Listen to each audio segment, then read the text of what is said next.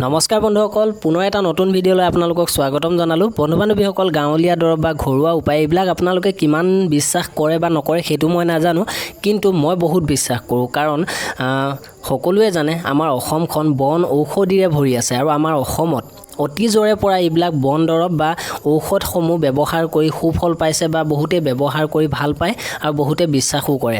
আৰু ময়ো বিশ্বাস কৰোঁ, যিহেতু এই চেনেলত আপোনালোকলৈ এনেধৰণৰ ভিডিঅ'বিলাক বনাই আহিছোঁ আৰু বনাই যাবলৈ চেষ্টা কৰিম যিমান দূৰ পাৰোঁ। আৰু বন্ধু-বান্ধৱীসকল, মই যিবিলাক ভিডিঅ' বনাওঁ সেইবিলাক সম্পূৰ্ণ প্ৰমাণিক হয়। যিকেইটা কথা মই নাজানো সেইকেইটা মই গাঁৱৰ মানুহৰ পৰা বা ঘৰৰ পৰিয়ালৰ পৰা জানিবলৈ চেষ্টা কৰোঁ, আৰু যিটো সত্য আৰু যিটো প্ৰমাণিত সেইটোহে আপোনালোকৰ লগত শ্বেয়াৰ কৰোঁ, যাতে আপোনালোকৰ সমস্যাবোৰ দূৰ হয়।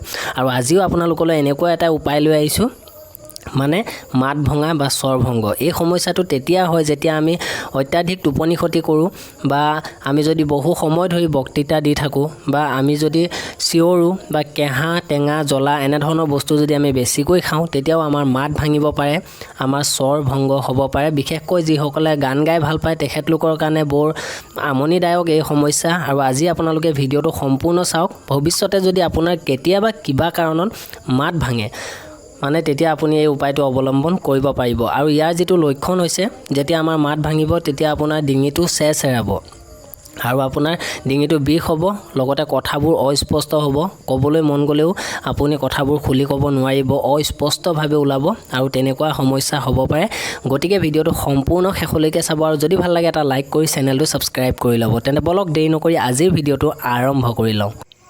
মাত ভাঙিলে বা স্বৰ ভংগ হ'লে আপোনালোকে বাৰীলৈ যাব আৰু হালধি, যি আমাৰ বাৰীতে পোৱা যায়, এডোখৰ আপুনি উঘালি আনিব। আৰু এয়া চাই লওক, আমাৰ বাৰীতে থকা হালধি গছ। আৰু আপোনালোকক দুটা উপায় দিম আজি। আৰু যেতিয়া মাত ভাঙে আৰু যেতিয়া আমাৰ মাতটো অস্পষ্টভাৱে ওলায়, তেতিয়া আপোনালোকে কি কি খাব লাগে, কি কি খাব নালাগে তাৰ বিষয়েও আপোনালোকক ক'বলৈ চেষ্টা কৰিম। আৰু তাৰ আগতে আপোনালোকে প্ৰথমে জানি লওক প্ৰথম উপায়টো। তাৰ কাৰণে আপোনালোকে ধুনীয়াকৈ এডোখৰ হালধি ল'ব, যিডোখৰ আপোনাৰ বাৰীতে আছে, বা বাৰীত নাথাকিলেও ঘৰুৱা হালধি আপুনি গাঁৱত বিচাৰিলেও পাই যাব, বা আজিকালি দোকানতো পোৱা যায়। আপোনালোকে আনি ল'ব, আৰু তাৰপিছত আপোনালোকে ধুনীয়াকৈ বাকলিটো গুচাই আপোনালোকে চফা কৰি ল'ব, ধুই ল'ব ধুনীয়াকৈ। তাৰপিছত আপোনালোকে এখন চফা পতাত তাক খুন্দিব, ধুনীয়াকৈ খুন্দি তাৰ যিটো ৰস আছে সেই ৰসটো আপুনি উলিয়াব লাগিব। গতিকে আপোনালোকে ধুনীয়াকৈ ইয়াক পিচিব লাগিব। বন্ধু-বান্ধৱীসকল, এতিয়া মই আপোনালোকক দেখুৱাবৰ কাৰণে অলপমান লৈছোঁ, কিন্তু আপোনালোকে পৰাপক্ষত মিনিমাম 100 গ্ৰাম বা 200 গ্ৰাম মানৰ ল'ব। আপোনালোকে ধুনীয়াকৈ খুন্দি বা পিচি তাৰ যিখিনি ৰস হয় সেই ৰসখিনি আপুনি উলিয়াই ল'ব লাগিব। মই আপোনালোকক দেখুৱাই দিম।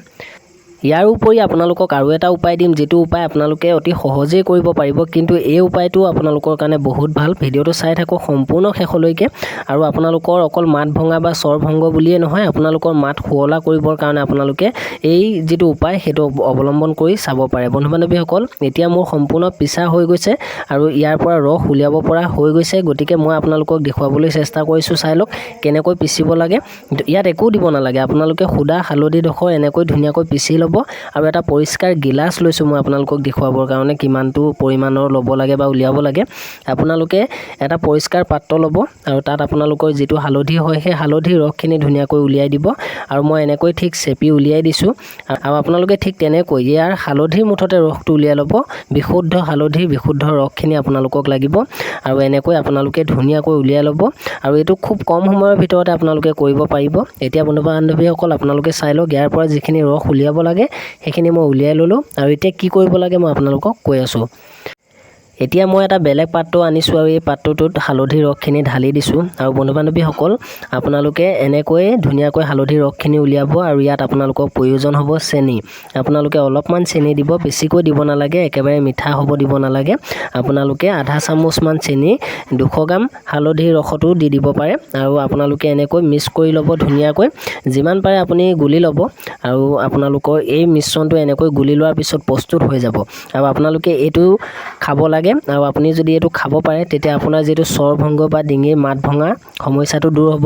কিন্তু আৰু এটা উপায় আছে যিটো একেবাৰে সহজ। তাৰ কাৰণে আপোনালোকক লাগিব অলপমান মৰাণ আদা আৰু মৌজোল। আপোনালোকে মৌজোলৰ লগত মৰাণ আদাৰ ৰস উলিয়াই যদি খাব পাৰে, তেতিয়া অতি সোনকালে আপোনাৰ মাত ভঙা সমস্যাটো দূৰ হৈ গলাটো শুৱলা হ'ব। আৰু বন্ধু-বান্ধৱীসকল, এতিয়া আপোনালোকক ক'বলৈ চেষ্টা কৰিম যে আপোনালোকৰ এই সমস্যাখিনি হৈ থাকোঁতে কি কি খাব লাগে আৰু কি কি খাব নালাগে।